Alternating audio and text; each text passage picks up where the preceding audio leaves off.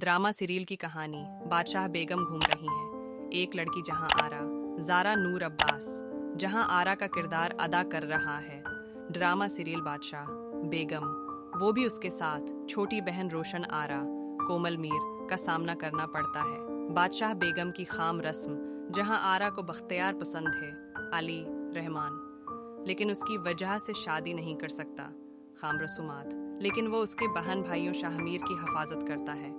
हमजा सहील और रोशन आरा, कोमल मीर होने से गडी सिस्टम के इस्तेहसाल किया, लेकिन इसकी बहन इसमें बदल जाती है। दुश्मन क्योंकि वो भी पसंद करती है।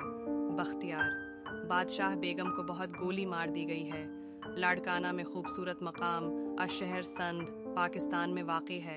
बादशाह बेगम इब्तदा में थी, वेब सीरीज़ के तौर पर जारी करने का इरादा किया और सबा कमर पर दस्तखत हुए, जहां का मरकजी किरदार अदा करें आरा, लेकिन बाद में ये था एक ड्रामा सीरियल में तब्दील और ज़ारा नूर अब्बास ने सबा की जगह ले ली मरकजी किरदार में।